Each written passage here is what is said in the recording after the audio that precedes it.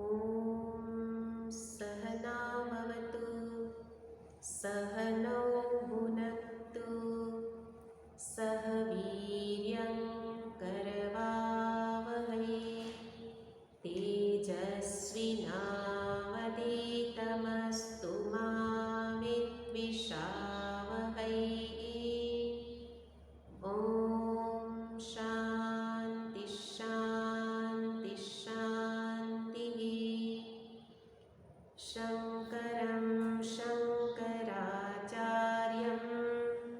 केशवं बादरायणं सूत्रभाष्यकृतौ वन्दे भगवन्तौ पुनः पुनः। ईश्वरो गुरुरात्मेति मूर्तिभेदविभागिने व्योमवद्व्याप्तदेहाय दक्षिणामूर्तये नमः। ॐ सच्चिदानन्दरूपाय विश्वोत्पत्त्यादिहेतवे तापत्रयविनाशाय श्रीकृष्णाय वयम्। 14मो श्लोक। सुरतवर्धनं शोकनाशनं स्वरितवेणुना सुष्ठुचुम्बितम् इतररागविस्मारणं नृणां वितरवीरनस्तेदरामृतम् अटति यद्भवानन्दिकाननं त्रुटिर्युगायते त्वामपश्यताम् कुटिलकुन्तलं श्रीमुखं च ते जड उदीक्षतां पक्ष्मकृदृशम्।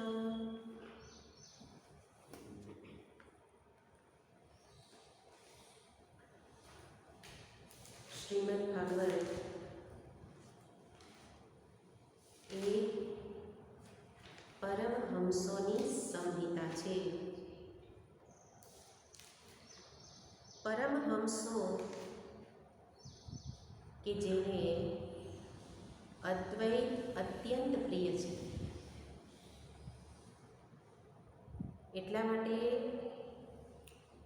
શ્રીમદ ભાગવત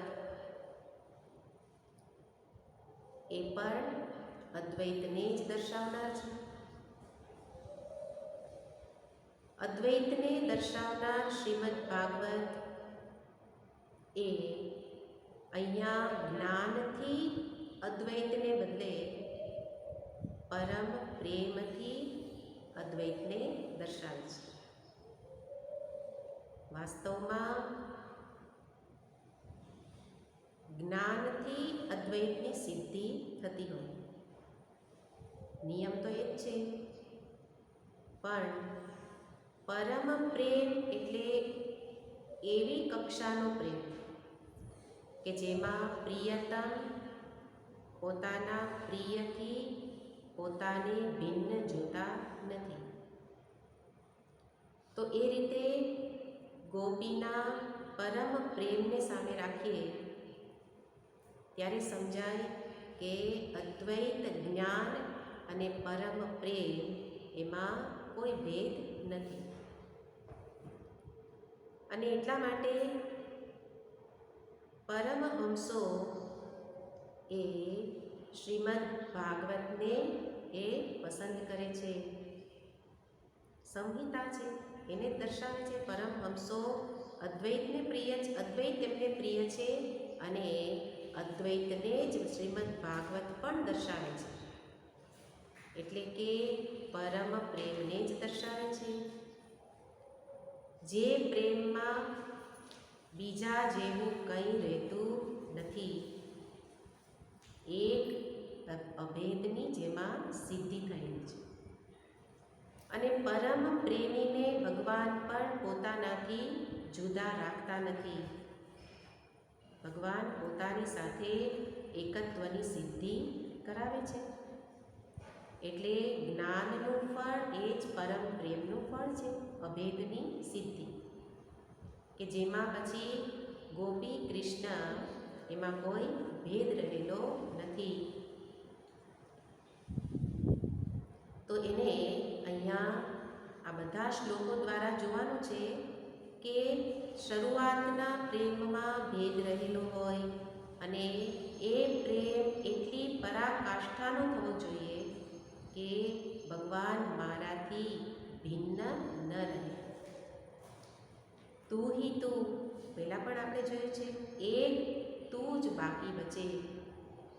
તો એ પ્રકારના પ્રેમને એટલે ગોપીના પ્રેમને જ્યારે આપણે જોઈએ ત્યારે આપણા પ્રેમની કચાશ દેખાય.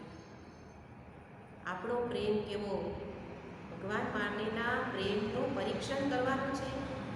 ગોપીના પ્રેમથી તો ગોપીને લાભ થયેલો છે, પણ ગોપીના પ્રેમની સામે મારો ભગવત પ્રેમ કેવો છે એને જો.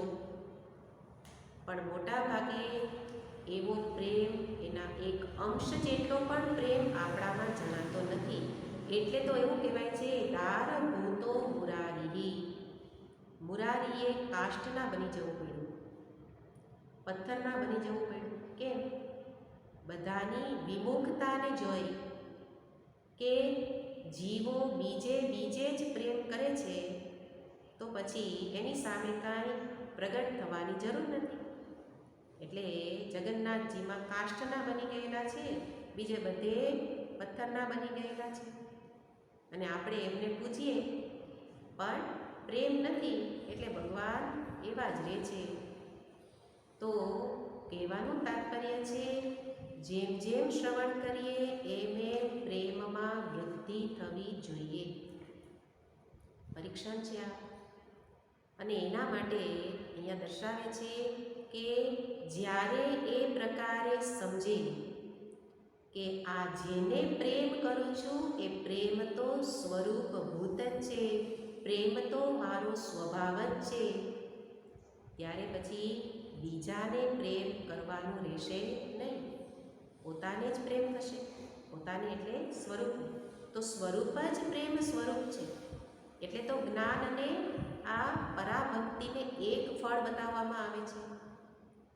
તો એ રીતે પોતાના સ્વરૂપભૂત આનંદને ઓળખવાનું છે.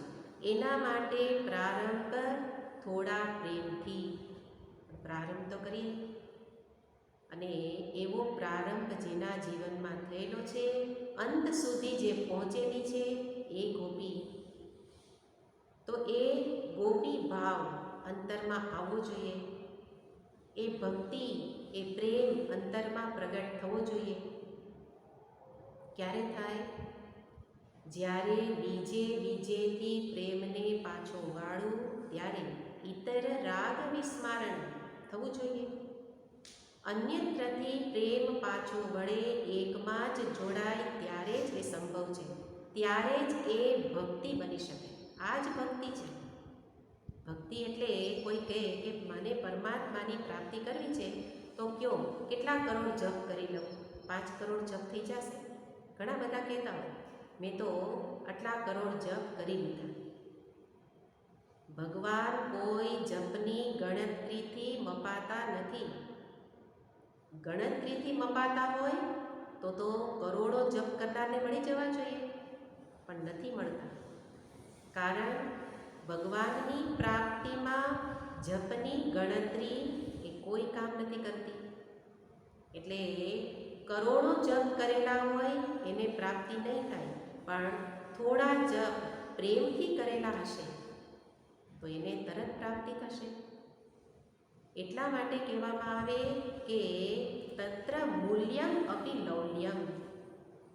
એનું મૂલ્ય બહુ બહુ થોડું છે.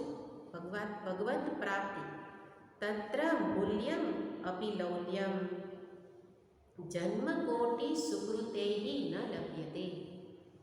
પણ બહુ સરળ છે, પ્રાપ્તિ બહુ સરળ છે, પણ જન્મોના પુણ્ય કર્મને ભેગા કરો તો પણ એની પ્રાપ્તિ ન થાય. કેમ નથી થતી? કારણ કે જપની ગણતરીમાં પડી ગયા અને પ્રેમ ભૂલાઈ ગયો. એટલા માટે પ્રેમની પરીક્ષા આપવી પડે. શ્લોકો તો બધા પૂરા થઈ જાય, પણ આપણે તો એ જગતને, સંસારને જ પ્રેમ કરતા રહીએ અને દુઃખી થતા રહીએ. તો આ દુઃખ મુક્તિનો ઉપાય છે અને એ તો બધાને જોઈએ છે. એટલા માટે બતાવે કે જગતને પ્રેમ કરવો અને ભગવાનને પ્રેમ કરવો એ બંનેના પ્રેમનો એની દિશા જ જુદી છે. ભગવત પ્રેમ હૃદયમાંથી પ્રગટ થાય અને વાણીમાં આવે. ભગવત પ્રેમ હૃદયમાંથી પ્રગટ થઈ વાણી ઉપર આવે. જેમ ગોપીનો પ્રેમ અંતરનો ભાવ વાણી એટલે ગોપી ગીત રૂપે પ્રગટ થયેલો છે. એટલે પહેલાં શરૂઆતના પ્રવચનોમાં જોયું હતું કે ગોપીએ કોઈ સંકલ્પ કરીને લખ્યું નથી, અંતરનો પ્રેમ જ પ્રગટ થયેલો છે. તો ભગવત પ્રેમનો પ્રારંભ હૃદયમાંથી થાય. કોઈ કહે કે ભગવાનને પ્રેમ કરો, એમ ન થાય. પ્રેમ અંતરમાંથી થવો જોઈએ. જ્યારે સંસારનો પ્રેમ આંખ વાટે આવે, ભગવત પ્રેમ હૃદય વાટે શરૂ થાય, પ્રારંભ થાય, અને સંસારનો પ્રેમ આંખ વાટે. કેવી રીતે? તો કે બહારથી કંઈક સારું જોયું એટલે પ્રેમ, સારું ન દેખાયું તો પ્રેમ ન થાય. તો ચક્ષુ વાટે સંસારનો પ્રેમ આવે અને એ બહારથી આવેલી વસ્તુ તો હૃદયને કલુષિત કરે છે. એટલા માટે તો એ પ્રેમ નથી કહેવાતો, કામ કહેવાય છે. એ કામના નાશની તો અહીંયા ગોપીએ વાત કરી કે સર્વ વિપતને હરનાર આપ છો. તો કારણ કે એ લૌકિક પ્રેમ છે. લૌકિક કામ એને અલૌકિક કામથી દૂર કરવો પડે. લૌકિક કામને અલૌકિક કામથી દૂર કરો. કારણ કેમ કામને દૂર કરવાનો? તો કે જ્યાં કામ હશે ત્યાં કામ હોય ત્યાં એનો નાશ જ થવાનો છે. એટલા માટે કામને દૂર કરવું પડે. નાશ એટલે જન્મ મૃત્યુના ચક્રમાં જ રહેવાનો છે. એટલે અહીંયા દર્શાવે છે કે બે પ્રકારે પ્રેમની દિશા છે. પરમાત્મા પ્રેમ અમૃતત્વની પ્રાપ્તિ કરાવે અને સંસારનો પ્રેમ મારો નાશ કરે છે. અને એ બધી વસ્તુનો વિચાર કરીએ ત્યારે સમજાય કે ભગવત પ્રેમ કેમ જરૂરી છે. જે મારે જોઈએ છે એ આ પ્રેમથી જ મળી શકે. પણ અહીંયા એ સમજવું પડે એમ છે કે ભગવત પ્રેમમાં પણ બે બાબતો રહેલી જ છે. એક વિરહ અને બીજું દર્શન. પ્રાપ્તિ જરૂર થશે, પ્રેમ હશે તો પ્રાપ્તિ થશે, પણ વિરહ પણ હશે. કારણ કે જ્યાં સુધી વિરહના તાપમાં, અગ્નિમાં એ ચિત્ત શેકાય નહીં, ત્યાં સુધી ચિત્તનો મેલ દૂર થાય નહીં. હમણાં જ કહ્યું ને, મેલ એટલે કયો મેલ? કામરૂપી મેલ. અનાદિકાળથી જગતને જ પ્રેમ કરતા આવ્યા છીએ, એટલે જગતને પ્રેમ એટલે કામ, એનાથી ચિત્ત કલુષિત થયેલું છે. તો એ કલુષિત ચિત્તને દૂર કરવા માટે વિરહ જરૂરી છે. ભગવત વિરહ. જેવી રીતે સુવર્ણ, તો કે સોનાને જ્યારે તપાવવામાં આવે, ટીપવામાં આવે અને ત્યારે સોનામાં નિખાર આવે. સોનું ખાણમાંથી જ્યારે નીકળે ત્યારે તો કાળું હોય છે, પણ એને તપાવે, ટીપે, માર સહન કરે, કેવી રીતે? કાંઈ ફરિયાદ વિના સોનું એ બધું સહન કરે છે. ત્યારે જ એ સોનું શુદ્ધ સોનું બને, જેને કહેવાય કુંદન. એ કુંદન કહેવાય. પેલું સુવર્ણ સોનું હતું, એમાં કાળાશ હતી. કાળાશને દૂર કરવા માટે તપાવવું પડે. એવી જ રીતે ભગવત વિરહ સહન કરવું પડે. દર્શન માત્ર આપે તો ભગવાનનો મહિમા ન સમજાય. એટલે તો અંતર ધ્યાન થઈ ગયા છે ભગવાન, કે જે વસ્તુ સરળતાથી મળી જાય એનો આપણા માટે મૂલ્ય નથી હોતું. અને મૂલ્ય નથી, હું ઘણીવાર કહેતી હોઉં સત્સંગીઓને કે જ્યારે મૂલ્ય નથી ને ત્યારે જ એમ થશે કે હમણાં નહીં પછી. ભગવાનનું મૂલ્ય નથી એટલે સત્સંગનું મૂલ્ય નથી. એટલે તો બધી સંસારની બધા કામકાજમાં એને પ્રાયોરિટી આપીએ છીએ. પહેલાં એ કરી લઉં, પછી પહેલાં બાળકોને સાચવી લઉં, પહેલાં આ કામ કરી લઉં, આ કામ પતાવી લઉં. તો મૂલ્ય કોનું છે? મૂલ્ય વિનાનું મળે એ કોઈ કામ ન કરે. બહુ સરળતાથી આ સત્સંગ મળી ગયો હોય એટલે એની કિંમત નથી.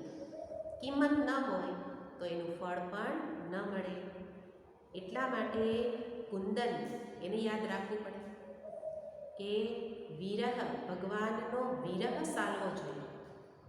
અને ગોપીને એ વિરહ સાલે છે એટલે તો વિરહ ગીત પ્રગટ થયેલું છે. તો એના માટે કોઈ વખત ઉદ્ધવજીએ કહેલું હતું ગોપીને. ઘણીવાર આપણે ઉદ્ધવજીની વાતો ગોપી સાથેની જે થયેલી, તો ઉદ્ધવજી તો જ્ઞાનની વાતો કરતા હતા અને ગોપીને કહે છે કે થોડું ઘણી આરાધના પણ કરી લે, થોડું કૃષ્ણનું ધ્યાન પણ કરી લે. તો ગોપી કહે છે કે મન નહીં 10-20, ઉધો મન નહીં 10-20. મારે મન એક જ છે. સો તો ગયો શ્યામ સંગ કો આરાધે ઈશ. એક મન હતું એ તો શ્યામની સંગ જતું રહ્યું, તો આરાધના કોણ કરે? એવો પ્રેમ જ્યારે ભગવત પ્રેમ જાગે ત્યારે જ આ પ્રકારના ગીત, ઉદ્ગીત એની રચના થાય. તો પ્રેમમાંથી પ્રગટ થયેલું ગીત છે, વિરહમાંથી પ્રગટ થયેલું. એટલે વિરહ જણાવવો જોઈએ કે મને ક્યારે પ્રાપ્તિ થશે. તો વિરહ ક્યારે જણાય કે જ્યારે થોડો ઘણો પ્રેમ થયેલો હોય. કૃષ્ણનું નામ જ છે કૃષ્ણ કર્ષતિ આકર્ષતિ. એ બધાને ચુંબક જેવું કામ કરે છે. પણ કોને? ચુંબક છે એ લોખંડની કણને ખેંચે. પણ ક્યાં લોખંડની કણ? જે લોખંડ ચુંબકની સમીપ આવેલું હોય એને ખેંચે. એમ કૃષ્ણનો અર્થ પણ ચુંબક છે, જે ખેંચવાનું, આકર્ષવાનું કામ કરે છે, કર્ષતિ. પણ કોને ખેંચે?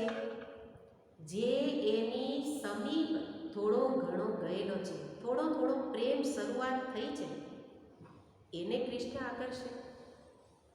એટલા માટે આકર્ષે તો કેવી રીતે આકર્ષે? તો કે પેલા બાંસુરી નાદથી, વંશીનાદથી આકર્ષે. પેલો દૂર છે, બોલાવવા માટે વંશીનાદ કરે. જીવને સમીપ બોલાવે. થોડો હજી દૂર છે, હાથ હલાવે, હાથ હલાવીને બોલાવે. અને પછી હૃદયે લગાવી લે, પોતાની સાથે એક કરી લે. જે શરૂઆતમાં જ કહ્યું અદ્વૈત. તો આ પ્રકારની દિવ્ય એવા પ્રેમ માર્ગની યાત્રા છે. આટલા આગળ વધવું પડે. આપણે ક્યાં છીએ એની પરીક્ષા કરવાની છે. અને એ માર્ગે આગળ વધવા શું કરવું? કે એક વખત જેને એક ચુંબક એની અસર પણ થઈ હોય એ બીજે પાછો વળીને જુએ નહીં. એક વખત ભગવત પ્રેમનો રસાસ્વાદ માણી લીધો એને બીજે ક્યાંય રસ પડે નહીં. ત્યારે સમજવાનું કે કૃષ્ણની સન્મુખ થયેલા છીએ, ભગવત સન્મુખ થયેલા છીએ. તો આ બધી જ પ્રારંભિક ભૂમિકા એ હૃદયમાં હોવી જોઈએ, ચિત્તમાં હોવી જોઈએ. ત્યારે જ ઉત્કટ પ્રેમ કે જે આ શ્લોકમાં બતાવે છે, પ્રેમની પરાકાષ્ઠા એ ઉત્કંઠા, એવી ઉત્કંઠા આપણામાં પણ થઈ શકે. પણ આ રીતે આ માર્ગે આગળ વધેલા હોય ત્યારે એટલે અહીંયા કે છે કે આ રીતે જેની પ્રેમની પરાકાષ્ઠા જેને પ્રાપ્ત થયેલી છે એવી ગોપી શું કહે છે તો કે અટતિ યદ ભવાન અંતિકાનનમ. ભવાન આપ તો શું કરો છો?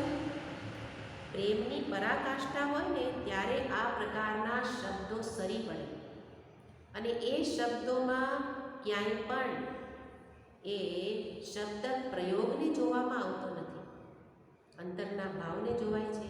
અહીંયા શબ્દ પ્રયોગને તમે જુઓ તો ત્યારે તો એવું જ લાગે કે આવા શબ્દ પ્રયોગ ગોપી કરે.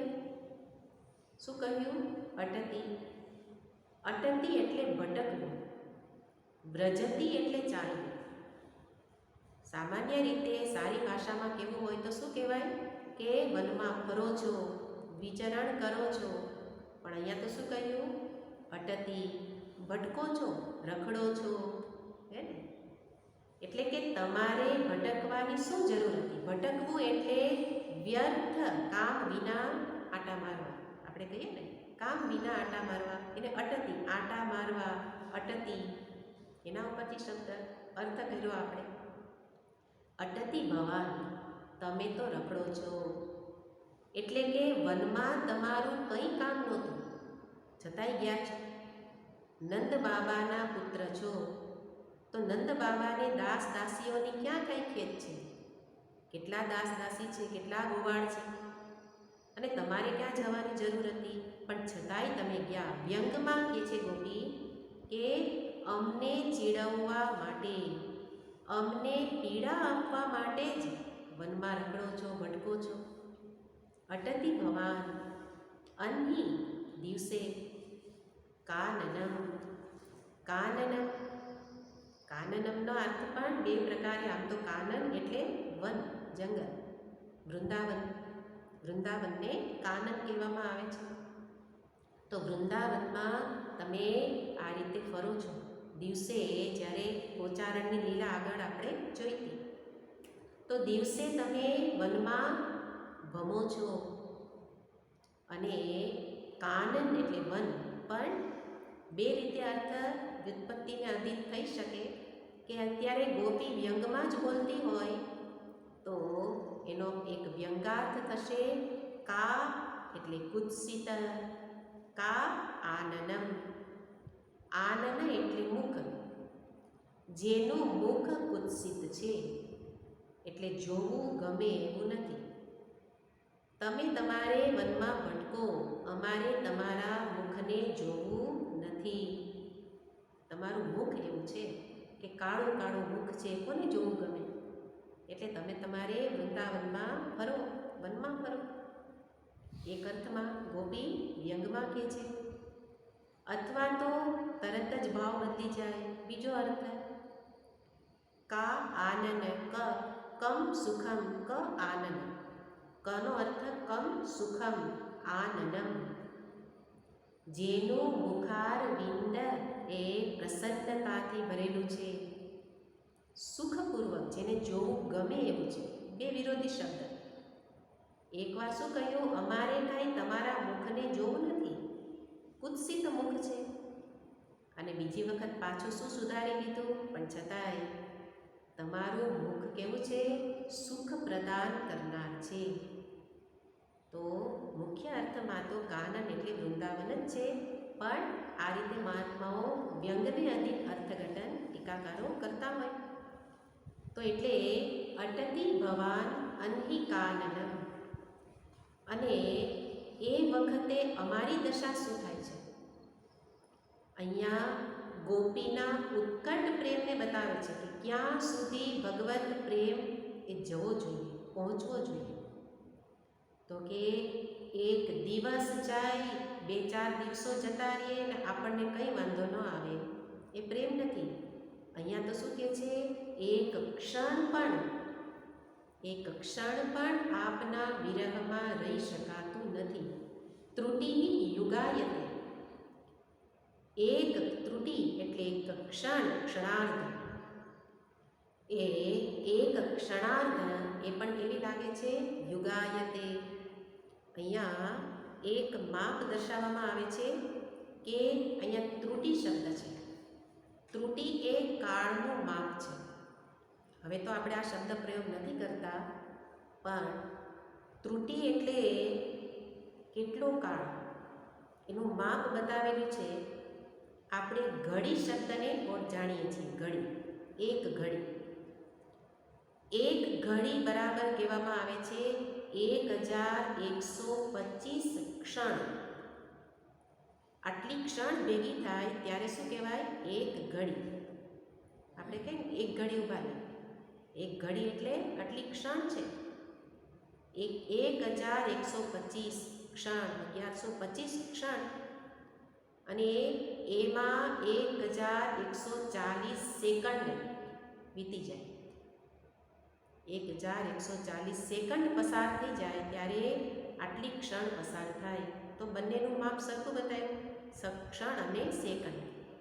પણ ક્ષણ એનો 27મો ભાગ એને કહેવાય ત્રુટિ. એટલે એક ઘડી એમાં આટલી ક્ષણ અને ક્ષણનો પણ પાછો 27મો ભાગ, એને શું કહ્યું? ત્રુટિ. તો અહીંયા શું કહે છે કે એ ત્રુટિ યુગાયતે. એ આટલી એટલે કે એકદમ સૂક્ષ્મ કાળનો સૂક્ષ્મ ભાગ અહીંયા બતાવે છે કે આપના વિના આપણા મતે એક ક્ષણ પણ રહેવાતું નથી, પણ ત્રુટિ તો એના કરતાંય નાનું માપ છે. તો કે એ આટલી જ વાર આપ આંખથી ઓજલ થાવ તો પણ એ સમય કેવો લાગે છે? યુગાયતે. યુગ જેવો. યુગાયતે એટલે ચતુર્યુગાયતે. એક યુગ નહીં, 4 યુગ પસાર થઈ ગયા હોય એટલો લાંબો લાગે છે. યુગનું માપ પણ બતાવે છે કે 4 યુગનું માપ છે 4,32,000 વર્ષ. 4,32,000 વર્ષ. આટલા વર્ષો જતા રહે ત્યારે 4 યુગ પૂરા થાય. અને એટલો લાંબો કાળ અમને લાગે છે. એટલે કે એક ક્ષણ પણ આપના વિના જીવી નથી શકાતો. તો અહીંયા ત્રુટિ યુગાયતે એ શબ્દ પ્રયોગ દ્વારા એવું બતાવવું છે કે વિરહ હોય ત્યારે કાળ લાંબો લાગે, અને જ્યારે સંયોગ હોય ત્યારે કાળ ટૂંકો લાગે. સુખમાં કાળ ટૂંકો લાગે, દુઃખમાં લાંબો લાગે. દુઃખિતસ્ય નિશાકલ્પ. દુઃખિતસ્ય નિશાકલ્પ, સુખિતસ્ય નિશા. સુખિતસ્ય નિશા ક્ષણ. દુઃખિતસ્ય નિશા કલ્પ. કલ્પ જેવી લાગે રાત્રિ. એટલે કોઈ વ્યક્તિ એ જ્યારે ઊંઘ ન આવતી હોય તો દુઃખ જ છે ને. ઊંઘ નથી આવતી તો રાત કેવી લાગે? બહુ લાંબી લાગે. અને સુખમાં તો કે હમણાં સૂતા અને હમણાં ઉઠી ગયા, ખબર ન પડી. એમ જીવનમાં આવતી વિપરીત સ્થિતિ જતા વાર લાગે અને સુખદ સ્થિતિ તરત જતી રહે. અને અહીંયા વિરહ છે એટલા માટે દુઃખદ સ્થિતિ છે. એટલે અહીંયા કહ્યું ત્રુટિ યુગાયતે. બીજી રીતે ત્રુટિ શબ્દનો અર્થ કરે છે સૂચ્યા ભિન્ને પદ્મપત્રે. સૂચ્યા ભિન્ને પદ્મપત્રે ત્રુટિ ઇતિ અભિધીયતે. ત્રુટિ કોને કહેવાય? સૂચ્યા ભિન્ને પદ્મપત્રે. એટલે કે પદ્મપત્ર એટલે કમળનું પાન. કમળના પાનમાં સોયથી જે છેદ પાડવામાં આવે એટલો જે ભાગ છે એને કહેવાય ત્રુટિ. કે જે છેદ દેખાય પણ નહીં. સોયથી પાડેલો કમળના પાનમાં, કારણ કે કમળનું પાન એટલું કુમળું છે ને કુમળા પાનમાં પાડેલું કાણું ન દેખાય તો કેટલું કાણું? સોયે પાડેલું કાણું. એટલી જ ક્ષણ એને અહીંયા ત્રુટિ કહ્યું છે. અને ગોપી પોતાના અંદરના ભાવને, વ્યથાને બતાવે છે કે જ્યારે વનમાં વિચરણ કરો ત્યારે તો એ દિવસ હતો, અને એ દિવસે અમને છોડીને જ્યારે તમે જતા હતા ત્યારે અમારી સ્થિતિ કેવી હતી? ત્રુટિર્યુગાયતે ત્વામ અપશ્યતામ એટલે આપનું દર્શન જ્યારે ન થાય ત્યારે આવા પ્રકારની સ્થિતિ ત્યારે થતી હતી. તો ત્યારે તો દિવસે છોડીને જતા હતા.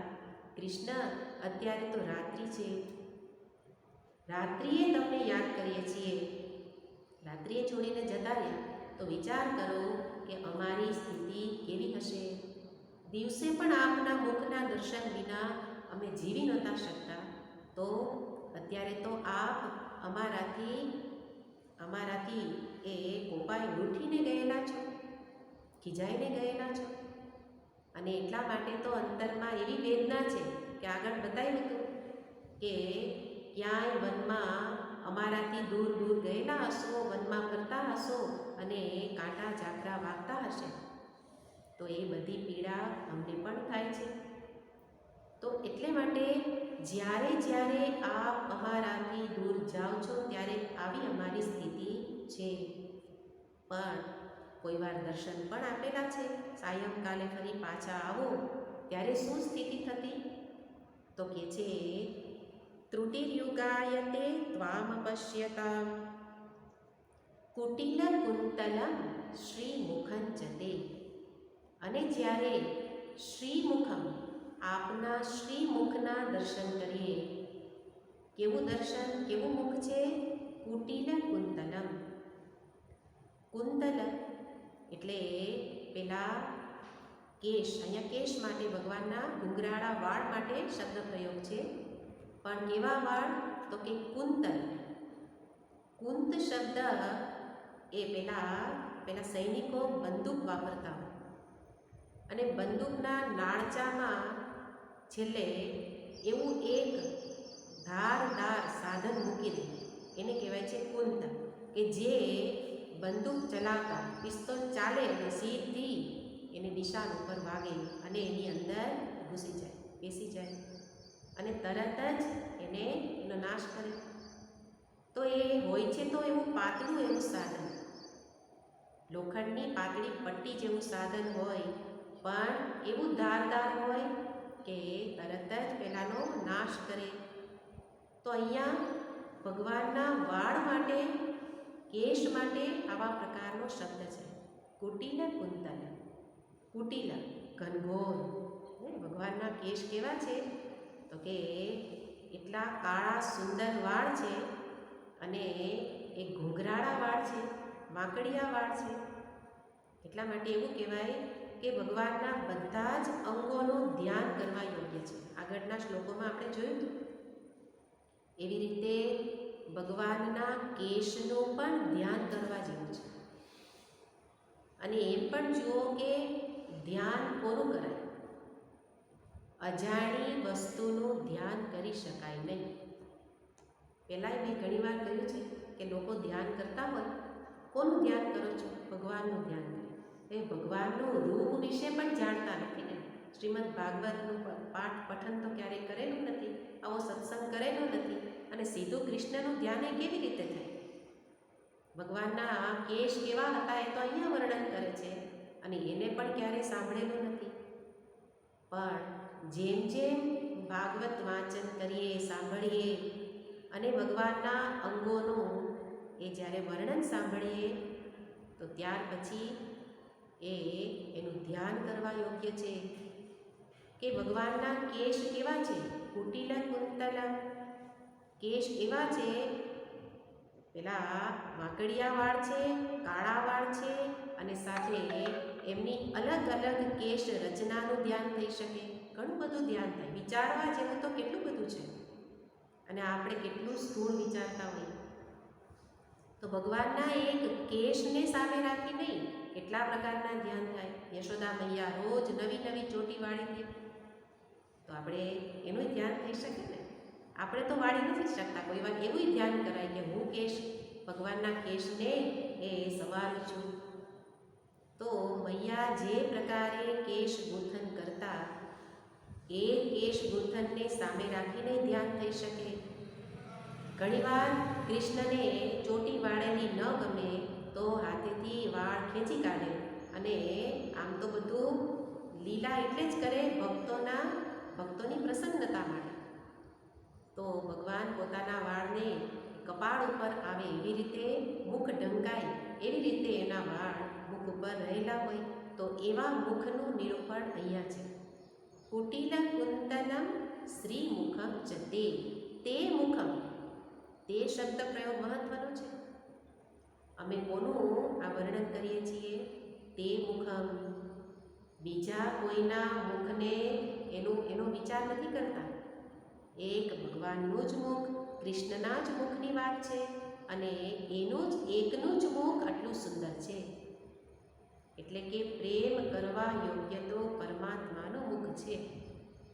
તે મુખ શબ્દ દ્વારા એ રીતે અર્થ થશે. તો કે છે કુટિલ કુંતલમ શ્રી મુખં ચ તે. પણ જ્યારે શ્રીમુખ, અહીંયા બે શબ્દ છે, કુટિલ કુંતલ અને શ્રીમુખ, બંનેનું ધ્યાન કરવાથી શું પ્રાપ્ત થાય? તો કે કુટિલ કુંતલનું ધ્યાન કરવાથી ભગવાનના જે કેશ છે એ રસથી સભર છે. જોવા ગમે એટલે રસસભર છે અને એનું ધ્યાન જીવનને રસથી સભર બનાવે છે. ભગવાનના એ કેશનું ધ્યાન પણ જીવનને રસમય બનાવી દે છે. ધ્યાન કરીએ તો ખબર પડે હે ને. બીજાના ધ્યાન કરીને તો દુઃખી થયેલા છે, પણ ધ્યાન કરવા યોગ્યનું ધ્યાન કરીએ, જીવન રસથી ભરાઈ જાય. અને શ્રીમુખ, શ્રીથી યુક્ત મુખ છે, સૌંદર્યનું નિધિ છે. અને એવા સૌંદર્ય નિધિનું ધ્યાન કરવું, મુખનું ધ્યાન કરવું, ત્યારે અમૃતત્વની પ્રાપ્તિ, અમૃત એટલે સુખની પ્રાપ્તિ. તો સુખ પ્રાપ્તિનું આ સાધન બતાવ્યું. ભગવાનના શ્રી મુખનું ધ્યાન, ભગવાનના કેશનું ધ્યાન. કુટિલ કુંતલ શ્રી મુખં ચ તે જડ ઉદીક્ષતા. આગળ કહ્યું ને કે ગોપી પોતાના ઉત્કટ પ્રેમને બતાવે છે અને ઉત્કટ પ્રેમમાં શબ્દ પ્રયોગો તો કોઈ પણ રીતે થઈ શકે. તો બ્રહ્માજીને પણ જડ કહી શકે. તો કે છે જડ ઉદીક્ષતા. આવા શ્રી મુખના દર્શન સમયે, ઉદીક્ષતા જ્યારે અમે દર્શન કરતા હોઈએ અને ત્યારે પક્ષ્મકૃત દૃશામ, પેલી પલક પડે, પલકારો ઝબકે અને તરત બ્રહ્માજી યાદ આવે કે બ્રહ્માજી કેવા છે? જડ બુદ્ધિના છે. પ્રેમમાં તો બ્રહ્માજીને પણ કહી શકાય, કારણ બ્રહ્માજી પણ જુએ છે કે આ મને જડ કોના માટે કહે છે. કારણ કે બ્રહ્માજીને ભગવાન વિષ્ણુ માટે પ્રિય પ્રેમ છે. એટલે કે છે કે આ મંદમતી બ્રહ્માજીને પણ એટલું ન સમજાયું કે આ પલક કેમ બનાવી, ધિક્કારે છે, બ્રહ્માજીને ધિક્કારે છે. કારણ કે ભગવાનના દર્શનમાં જે કોઈ વિઘ્નરૂપ થાય એને અંતરથી ભક્ત ધિક્કારે. એટલે તિરસ્કાર ન કરે. આપણા જેવો તિરસ્કારનો ભાવ તો ભક્તના હૃદયમાં ક્યારેય ન આવે, પણ છતાંય એ વિઘ્ન બને એનાથી એ નાખુશ થાય. કહેવાનો અર્થ છે કે ક્યાં આ વચ્ચે આવ્યા એને સત્સંગમાં બરાબર ચાલુ થયું અને કોકનો ફોન આવે ત્યારે એટલું તો આપણા મનમાં થાય જ કે અત્યારે જ ફોન આવે, અત્યારે જ બેસવા આવ્યા. તો ત્યારે સમજવાનું. નહીં તો આપણે તો એવું ન હોય તો તરત કહેશું કાંઈ વાંધો નહીં, રેકોર્ડિંગ તો આવે જ છે, સાંભળી લેશું. અત્યારે આવ્યા છો તો વાતો કરી લઈએ. તો એ પ્રેમ નથી. પ્રેમ હોય ત્યારે અંતરનો ભાવ બતાવે છે. કેવો હોય? જે વિઘ્ન કરે એ ન ગમે. વિઘ્ન કરનારી વ્યક્તિ હોય કે વસ્તુ હોય એનાથી દૂર રહેવાનો પ્રયત્ન તો જરૂર કરે. પછી પ્રારબ્ધ વશાત સામે આવે એ અલગ વસ્તુ છે, પણ એની ઈચ્છા તો ન જ કરે. તો પ્રેમ હોય ત્યારે કોઈ પણ નાનું વિઘ્ન પણ એના માટે બહુ મોટું વિઘ્ન બની જાય. તો પલક પડવી એ તો બહુ નાનું વિઘ્ન છે, પણ છતાંય ગોપી માટે તો એ મહાન વિઘ્ન છે, મોટું વિઘ્ન છે. એટલા માટે પલકને તો કંઈ કહી ન શકાય. એટલે પલક બનાવનારને કહે છે કોઈ બાળક તોફાન કરે અને મને વિઘ્ન કરે તો બાળકને તો આપણે કંઈ ન કહીએ, પણ બાળકની માને જરૂર કહીએ કે અત્યારે આને ક્યાં રમવા માંડ્યો. એવી રીતે પલક બનાવનાર બ્રહ્માજી ઉપર ક્રોધિત થાય છે કે આ પ્રસંગે અપલક દર્શન કરવાની ઈચ્છા છે. કહેવાનો અર્થ શું છે? અપલક દર્શન. કારણ કે દર્શન વખતે પણ ચિંતા છે કે ફરી પાછો ક્યાંક વિરહ ન થઈ જાય, ભગવાન ફરી અંતર્ધ્યાન ન થઈ જાય. તો અહીંયા 4 પ્રકારના વિરહને જોઈ શકાય. અહીંયા બતાવ્યો એ વિરહ કેવો છે? આ શબ્દ પ્રયોગ દ્વારા પલકાંતર વિરહ. પલકાંતર એટલે પલક પડવામાં પણ વિરહ થાય છે, એટલું પણ નથી ગમતું. એક વિરહ છે દેશાંતર વિરહ. દેશાંતર એટલે ભગવાન એક સ્થળ છોડીને બીજા સ્થળે જાય ત્યારે જે વિરહ થાય એ એક પ્રકારનો છે. એટલે કે ભગવાન ગોકુળ છોડીને મથુરા ગયા, મથુરા છોડીને દ્વારિકા ગયા, તો એ કેવો વિરહ છે? દેશાંતર. સ્થાન છોડીને ગયેલા છે, દેશાંતર વિરહ કહેવાય છે.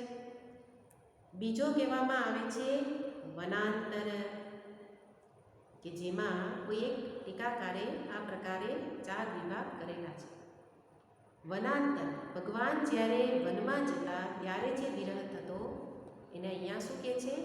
વનાંતર વિરહ. અત્યારે વિરહ છે તો સામે જ છે, છતાંય વિરહ છે. વનાંતર વિરહ તો ભગવાન વાસ્તવમાં ગયેલા છે, અહીંયા તો ગયેલા નથી. તો દેશાંતર, વનાંતર. ત્રીજો બતાવે છે પ્રત્યક્ષ વિરહ. પ્રત્યક્ષ વિરહ એમાં એ થોડું સમજવું પડે કે સામે હોય છતાં પણ કેમ વિરહ થાય? તો કે સામે હોય ત્યારે ચિંતા થાય કે ભગવાન અંતર્ધ્યાન ન થઈ જાય, અમને છોડીને જતા ન રહે, એ પ્રકારની જે ચિંતા, એ વિરહની ચિંતા એ પણ વિરહ જ છે. ચિંતામાં પણ ક્યાં સુખ હોય છે? એટલે એ પ્રત્યક્ષ એ પણ શું છે? વિરહનું રૂપ છે. અને સાથે અહીંયા દર્શાવ્યું એ પ્રકારે પલકાંતર, પલક ઝબકે અને એટલો સમય પણ ભગવાનનું દર્શન ન થાય તો એ વિરહ. તો બીજા બધા વિરહ કરતાં આ વિરહ એ ઉત્કટ કક્ષાનો છે. અને એટલે આ શ્લોક એ ભક્તના અધિકારીત્વને બતાવે છે. આગળ કહ્યું તો ભગવત પ્રાપ્તિ કોને થાય? કેટલા જપ કરું એને ભગવત પ્રાપ્તિ થાય? એનો જવાબ છે એક આટલી ઉત્કંઠા આવી જાય, ઉત્કંઠા આવી જાય ત્યારે ભગવત પ્રાપ્તિ થાય.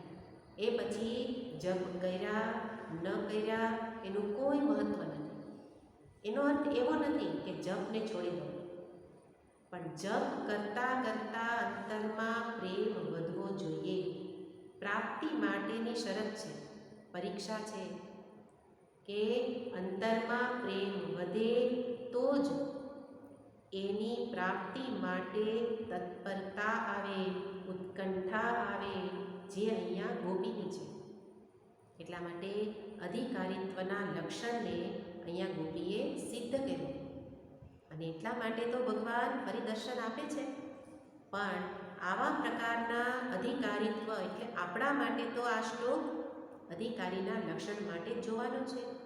તો એ રીતે અહીંયા દર્શાવી અને હવે ગોપી આગળ બતાવવા માંગે છે કે આપના માટે અમને છોડીને ગયા. હવે દર્શન ફરી પાછું દૈત્ય દૃશ્યતામ એ તો સાથે લેવાનું જ છે, પણ હવે પછીના શ્લોકમાં ગોપી એવું કહેવા માંગે છે કે અમે તમને છોડીને, કેટલું છોડીને આવ્યા, છતાંય તમે અમને છોડીને જતા રહ્યા. તો આપના વિના અમે દુઃખી છીએ. કહેવાનું તાત્પર્ય ફરી એ જ છે, આપના વિના અમે કેટલી દુઃખી છીએ. એટલે જ્યારે કોઈને કહેવાનું હોય ત્યારે પોતાના દુઃખને બતાવવાનું હોય. અમારા વિના તમે કેટલા દુઃખી હશો એવું ગોપી નથી કહેતી, હે ને? બોલવાની રીત ગોપીની જોવી જોઈએ. પ્રેમમાં શું હોય? તમારા વિના હું દુઃખી છું, પણ એવું બને કે મારા વિના તમને ગમતું નહીં હોય, એ પ્રેમ નથી, હે ને?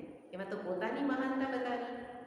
પણ અહીંયા તો ભગવાનની મહાનતા છે કે તમારા વિના અમે કેટલું કષ્ટ સહન કર્યું, દુઃખી થઈ છીએ, અને એને બતાવતા આગળનો શ્લોક છે 16મો શ્લોક.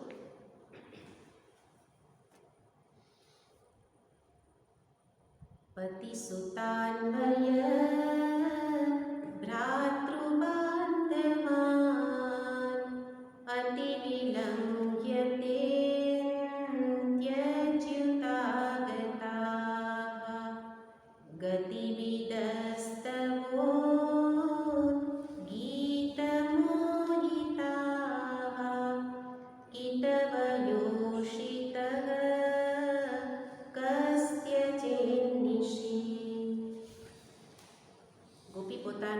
પોતાના ત્યાગને બતાવે છે કે અમે આપના માટે, આપની પ્રાપ્તિ માટે શું શું ત્યાગ કર્યો.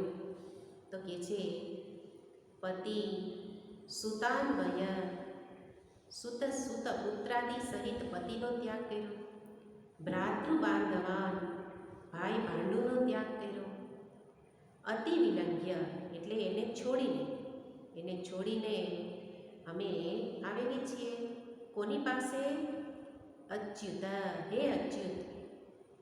જે શબ્દ પ્રયોગ છે તે અંતિ અચ્યુત આગતાહ, અમે બધી આવેલી છીએ. કઈ રીતે આવી છીએ? તો કે આ બધાને છોડીને આવેલી છીએ. પતિ સુતાન્વય ભ્રાતૃબાંધવાન અતિ વિલંઘ્યતે અંત્યચ્યુતાગતા. ત્યાં અવગ્રહ છે, એ અવગ્રહને અરૂપે લેવાનું.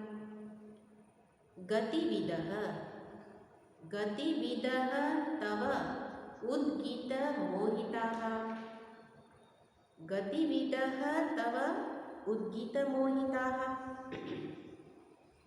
એટલે કે જે ગતિવિદ એટલે એક અર્થમાં જોવું હોય તો ગતિની પણ ગતિ, અથવા વિદ ધાતુ છે એને જાણવાના અર્થમાં લઈએ તો એવો અર્થ થાય કે બધી જ ગતિઓને જાણનારા.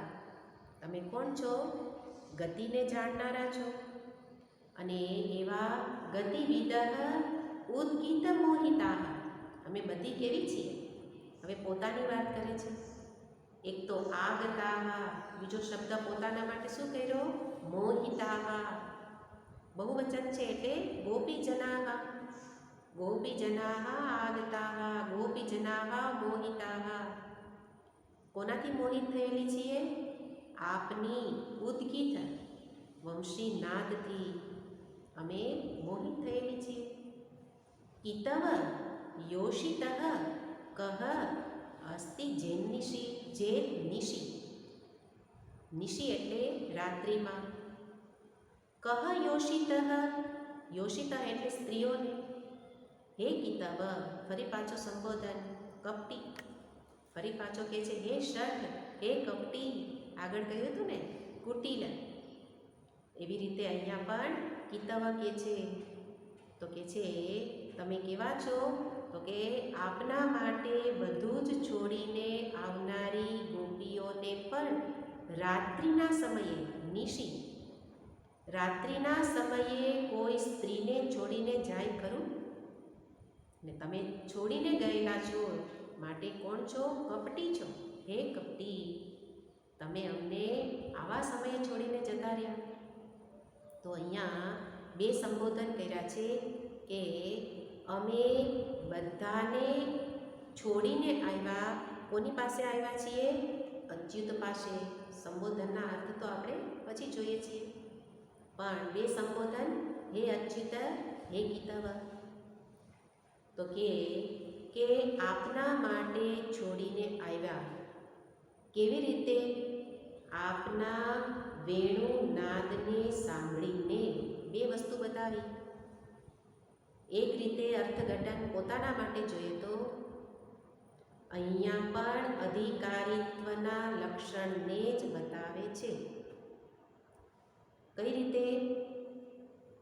જવું જોઈએ, પરમાત્મા પ્રાપ્તિ કરવા માટે શું કરવું જોઈએ? તો કે બધું જ છોડવાની તૈયારી રાખવી પડે.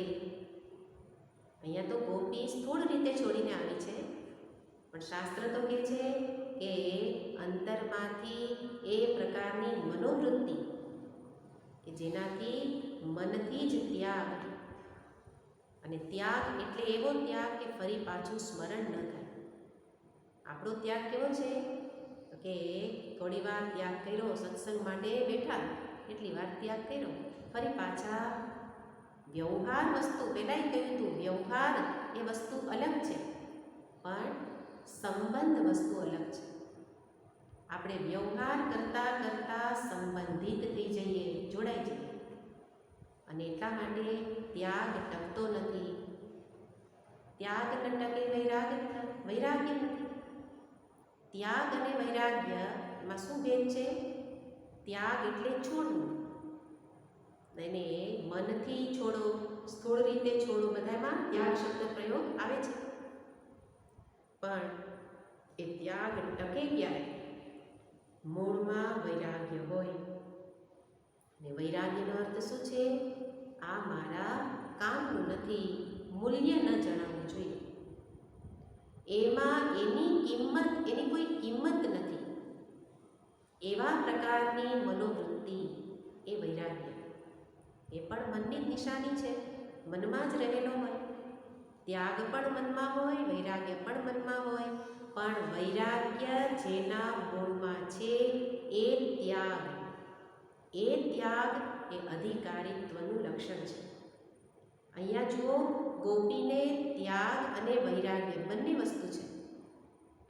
આટલું કષ્ટ પડવા છતાં પણ ગોપી પાછી સ્વજનો તરફ ગયેલી નથી.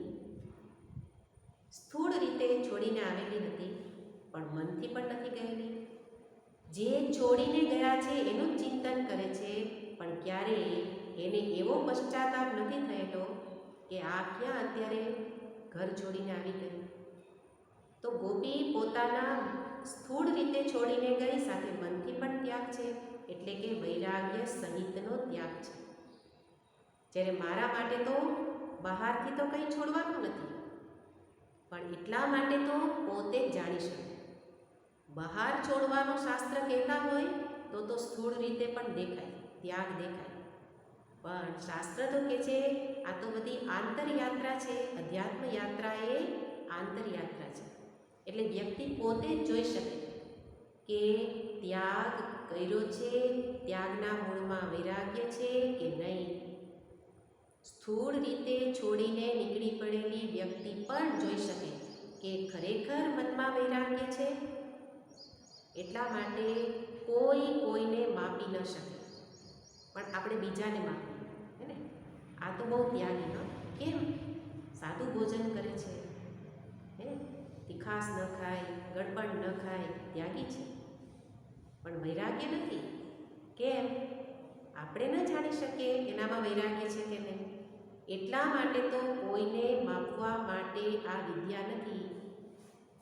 આ અધ્યાત્મ જગત પોતાને માપવા માટે છે, અને એટલે ગોપીએ પોતાને અંતરથી જોયું કે ખરેખર મેં ત્યાગ કર્યો છે, અને પોતે પોતાના ત્યાગને જ બતાવી શકે. અહીંયા તો ભગવાનની સમીપ કહે છે, બાકી કાંઈ કહેવાની પણ જરૂર નથી. પણ મુખ્ય વસ્તુ બતાવવી છે, ત્યાગ વૈરાગ્ય જીવનમાં જરૂરી છે, તો જ પરમાત્મા પ્રાપ્તિ થઈ શકે. અને એ વૈરાગ્યના મૂળમાં રહેલી હોય સમજદારી. શ્લોકો તો બધા અર્થ તો આપણે પણ અર્થ વાંચીને કરી શકીએ એમ છે, પણ આ વસ્તુ જોવાની છે કે વૈરાગ્યના મૂળમાં હોવી જોઈએ સમજદારી. કામનું નથી એવું બોલી નાખવું એ સમજદારી નથી, પણ ખરેખર જો જીવનના અનુભવોનું વિશ્લેષણ કરવું ત્યારે ત્યારે સમજાય કે અત્યાર સુધી જેને જેને કામના ગણતા હતા એ ખરેખર કામના નથી. એ તો આપણે પરમાત્માની પકડ એટલે પકડા નથી એટલા માટે બીજા બધાને પકડી રાખતા હોઈએ, પણ આપણે મનમાં જાણીએ છીએ કે પરાણી પકડવા પડે છે, કારણ કોઈ કોઈને કામના નથી. એટલે કે કામના નથીનો અર્થ કામ લાગે ત્યારે તો કામ લાગે જ છે, કામના છે જ, પણ મારા સુખ માટે એ કામના નથી. મારે જે પ્રકારનું સુખ જોઈએ છે એવા પ્રકારનું સુખ ત્યાંથી મળે એમ નથી. એવું જ્યારે એવી સમજદારી હશે, એ વૈરાગ્ય પરિપક્વ હશે, પછી એને કહેવું ન પડે કે પરમાત્મા માટે એને પ્રેમ કર, કહેવું ન પડે. એટલા માટે અધિકારીના લક્ષણો જીવનમાં આવવા લાગે. આગળ કહ્યું તત્પરતા, ઉત્કટતા, એના વિના ન ચાલે એવું ભગવાન સાથે થવું જોઈએ. એવી રીતે અહીંયા તો શ્લોકો બધા મારી આંતરિક સ્થિતિને માપવા માટે, પરીક્ષા માટેના આ શ્લોકો છે. આગળના શ્લોકોમાં ભગવાનના અંગોનું ધ્યાન એ રૂપે શ્લોકો લઈ શકાય, અને હવે પછીના શ્લોકો એ તો અંતિમ શ્લોકો છે. એટલા માટે એવો પ્રેમ મારામાં કેવી રીતે પ્રગટ થાય એને જોવા માટે આ બધા શ્લોકો રહેલા છે. કે આગળના શ્લોક જેવો અધિકારી છે એવી વ્યાકુળતા છે, આ શ્લોક જેવો ત્યાગ વૈરાગ્ય છે, અને ન હોય તો એવો પ્રાપ્તિનો પ્રયત્ન કરવું. વિશેષ અર્થ આપણે પછી જોઈશું. ઓમ